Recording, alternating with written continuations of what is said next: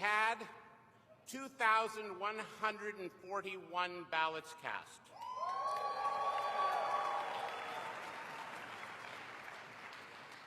There was one rejected ballot.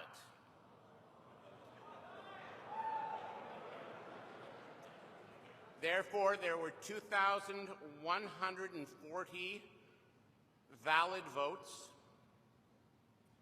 and in order to win on the first ballot, a candidate would be required to have 1,071 votes.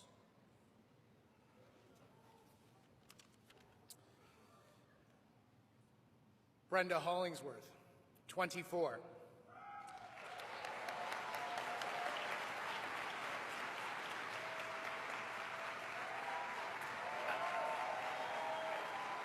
Alvin Tejo, 74.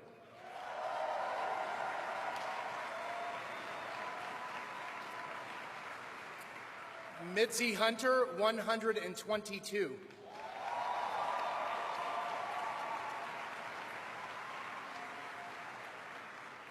Kate Graham, 299.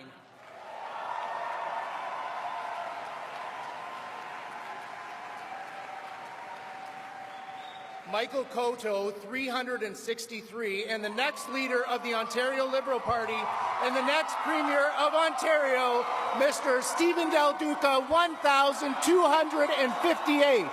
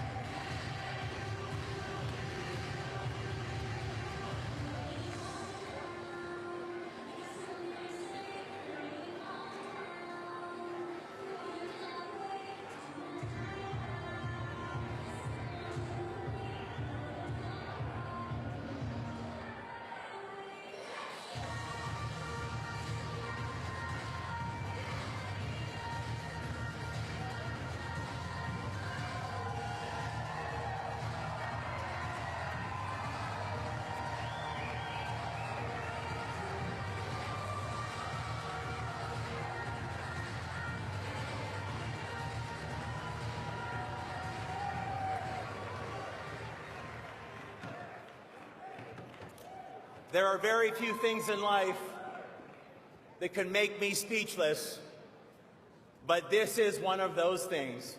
Thank you so much to all of you.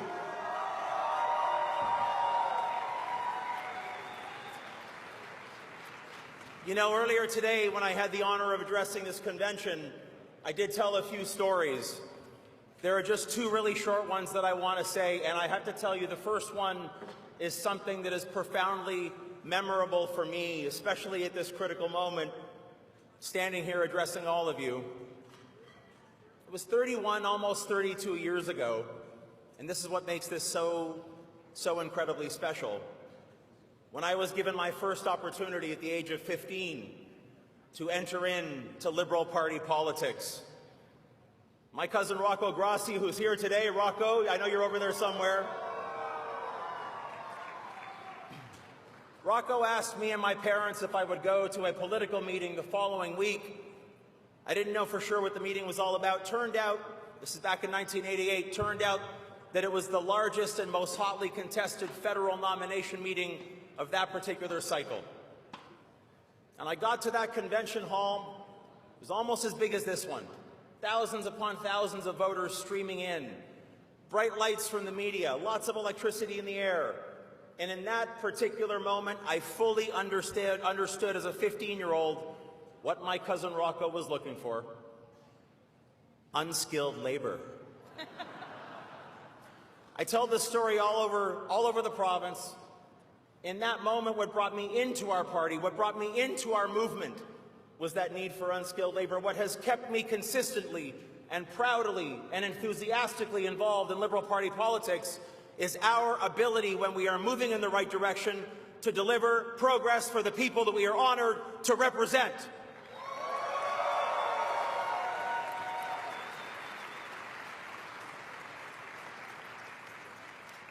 And I also want to say, in those last few days of the 2018 election campaign, when we knew that we were going to face a tough result, a moment that we've had a chance collectively to reflect on over these last number of months, I want to mention a quick story. Many who are involved in politics know that our families, more than anything else, are the ones who ground us, who make sure that we never get the egos that are too inflated. You can see that I'm on the stage with my beautiful wife, Utilia, and our daughters, Talia and Grace.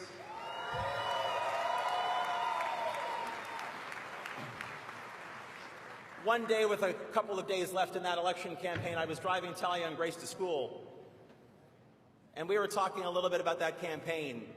And Grace, who was in the back seat from what I recall, said to me, "So, Daddy, what happens if you don't win this contest that you're involved in? If you don't win this race?" This is back around June 12th or so. And so, she's looking at me right now. You can't see the look on her face. I believe it's a father's job to embarrass his daughters, and I do it very well. In any event, I said to Grace, don't worry about it. Mommy and Daddy, we got it under control. We know exactly what we're going to do if it doesn't work out. And she seemed satisfied, and Talia seemed satisfied with that answer.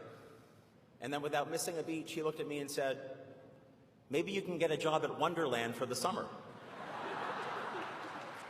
Well, Grace, I think Wonderland's going to have to wait for a little while. But it's okay, we can go there this summer, I promise we'll get there, okay? I have to say to my family, first of all, to my incredible wife, Utilia. Many of you know Utilia.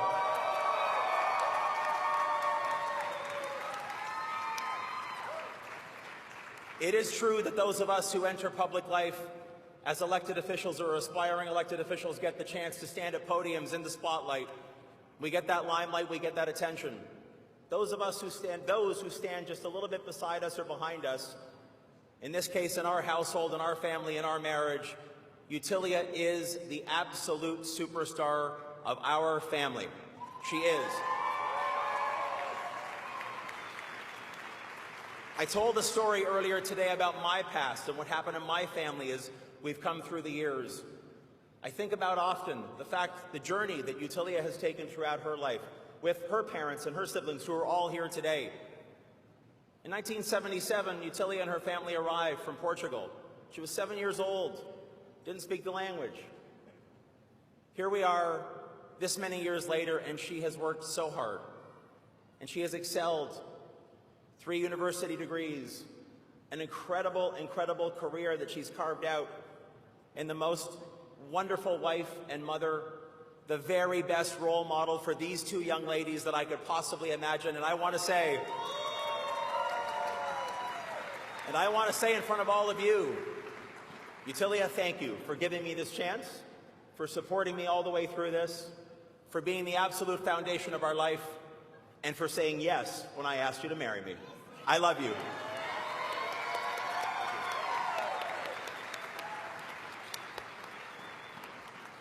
You heard me earlier today talk about my parents who are here. You heard me already say it, but I just want to stress again to my mom and to my dad and my siblings, Lorraine, Mark, and Michael, and the rest of our family. You guys have been absolutely incredible supporters and champions for me and for our family, not just in this leadership campaign and not just in my political endeavors, but for my entire life. You are the most incredible family and the most incredible support group that one person could possibly have. And I want to say thank you for your support and for all that you've done to support me through the years.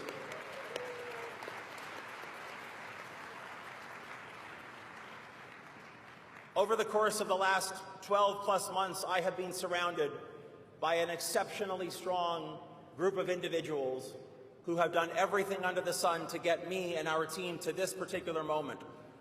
You know I've been involved in politics for a long time, and I've seen teams come and go.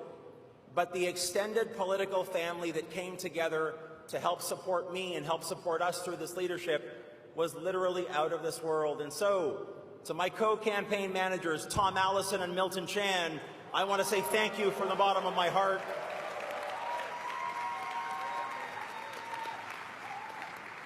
To those individuals who kept me going, and there's a long list, I'm going to name just a few who've been there right from the very beginning.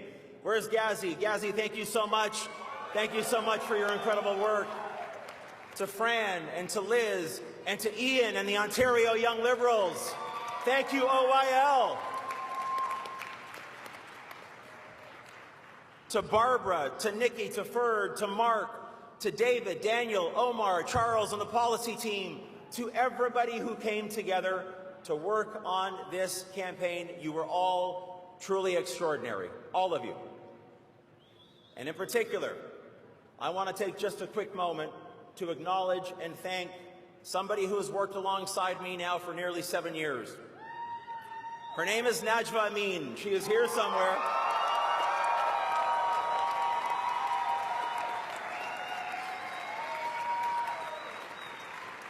And I'm pretty sure that every single one of our new members and every single one of our delegate candidates and certainly every one of our captains is just as afraid of Najwa as I have been from time to time through these last 6.5 years. But she's been the heart and soul of this campaign. And I want to thank the entire team for the extraordinary work that they did, including Christina Sindrick, my riding president from Vaughan Woodbridge.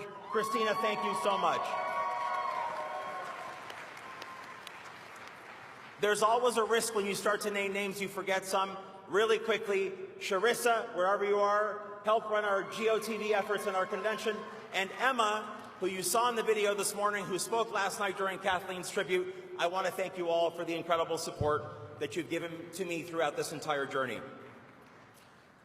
I look out at this audience and I see those women and men who've worked so hard for our party and for the individual candidates who have been so extraordinary, and I will come back to the candidates in just a quick second. But to every single one of you who made a phone call, made a donation, took out a membership, ran as a delegate, got elected, came here, whatever you did to support your individual candidate, your individual campaign, I want you to know, not just from me, but I believe from all 6 of us, it is on your shoulders that we stand.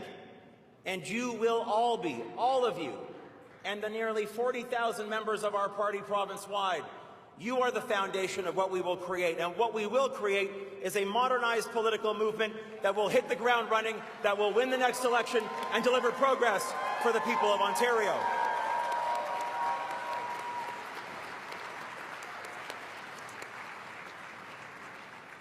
Every single one of the candidates in this race has said this at different times, and it is true. And it bears repeating. This leadership journey, this leadership convention, has never been about one individual or, frankly, even 6 individuals. It's been about all of you. It's been about all of us. And most importantly, it's about, as I said earlier today, the 15 million people who call our province home. Our job, our mission, as we leave this convention hall later today, united, focused, energized, and enthusiastic for what lies ahead, is to make sure that we keep ourselves focused on those individuals at all times. And I know we will do this. I know we will do this. It will be about our ideas. It will be about our team. It will be about how hard we work. And as someone who's been involved in our party for more than 3 decades, I know well how hard and successful Liberals, federally and provincially, are. When we are united and we are focused, we get the job done.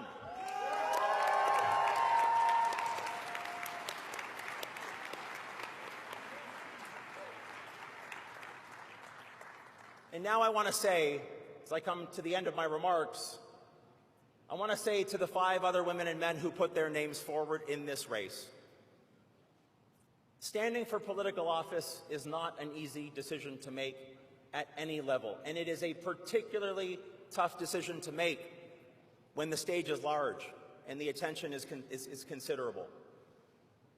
What I have seen over the last many, many months that we have all campaigned together is just about the best field of candidates that I could possibly imagine for our party, in particular at this moment.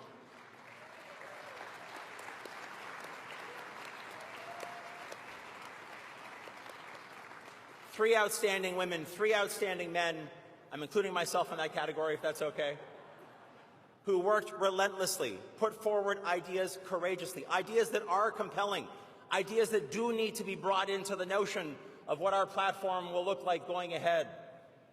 I saw how hard every single one of the other candidates worked, how they poured their heart and soul into this effort. And when I have considered in those moments during this campaign what our collective future looks like as a party, to be able to look at Michael and Kate and Mitzi and Alvin and Brenda and all of their respective teams, I know that the Ontario Liberal Party has an extraordinarily bright future, and I was honored and proud, and still am, to call them friends and to stand alongside them shoulder to shoulder on the journey that lies ahead for us as Ontarians and as Ontario Liberals.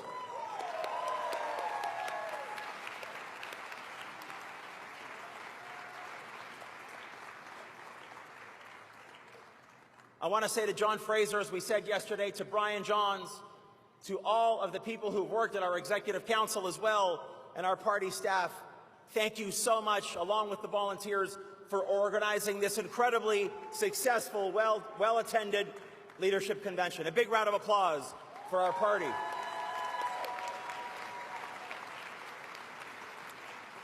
And now it is an absolute honor for me to invite to the stage the 5 other women and men who put their names forward, who ran for the leadership, who are an extraordinarily credible team, a progress-oriented team. We will accomplish a great deal working together. Here they are, Mitzi, Kate, Michael, Alvin, and Brenda. Congratulations to all of us. Thank you very much. On to victory.